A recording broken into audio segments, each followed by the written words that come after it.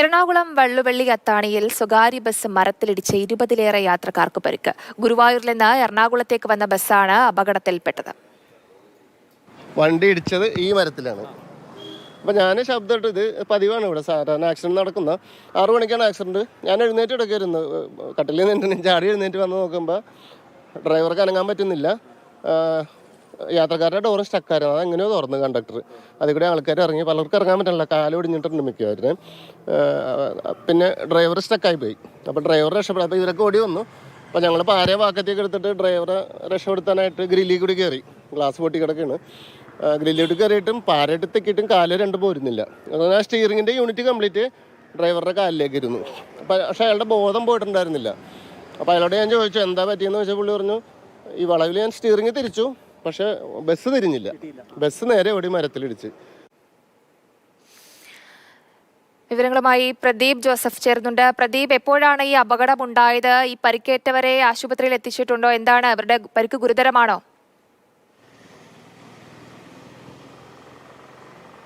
രാവിലെ ഏതാണ്ട് 6 മണിക്ക് ശേഷമാണ് അപകടമുണ്ടായത്. ഗുരുവായൂരിൽ നിന്ന് പറവൂർ വഴി ഇടപ്പള്ളിയിലേക്ക്, വൈറ്റിലേക്ക് വരികയായിരുന്ന സ്വകാര്യ ബസ്സാണ് അപകടത്തിൽപ്പെട്ടത്. അതായത് ഈ ഭാഗത്തു നിന്ന് വരികയായിരുന്നു ബസ്. ഈ റോഡിൻ്റെ ഇടതുവശം ചേർന്ന് വന്നുകൊണ്ടിരുന്ന, അല്ലെങ്കിൽ വരേണ്ടിയിരുന്ന ബസ് പെട്ടെന്ന് വെട്ടിമാറി വലതുവശത്തേക്ക് ചേർന്ന് ആ കാണുന്ന മരത്തിൽ ഇടിക്കുകയായിരുന്നു. നമുക്ക് കാണാം 3 മരങ്ങളാണ് ഇവിടെ നിൽക്കുന്നത്. ഈ 3 മരങ്ങളിൽ ഈ നടുക്കത്തെ മരത്തിൽ ഇടിക്കുകയായിരുന്നു. ആ ബസ് ഇടിച്ച് മരത്തിൻ്റെ തൊലിയും മറ്റും പോയിരിക്കുന്നതാണ്. ഇപ്പോൾ ബസ് അവിടെ നിന്ന് ഏതാണ്ടൊരു 10 മീറ്ററോളം മാറ്റി പോലീസ് എത്തി. പറവൂർ പോലീസാണ് ആദ്യം എത്തിയത്. ഫയർഫോഴ്സും എത്തിയിരുന്നു. അവർ ബസ് ക്രെയിൻ ഉപയോഗിച്ച് അവിടെ നിന്ന് മാറ്റിയിട്ടിരിക്കുകയാണ്. ഏതാണ്ട് 30-ലധികം യാത്രക്കാർക്ക് പരിക്കേറ്റിട്ടുണ്ട്.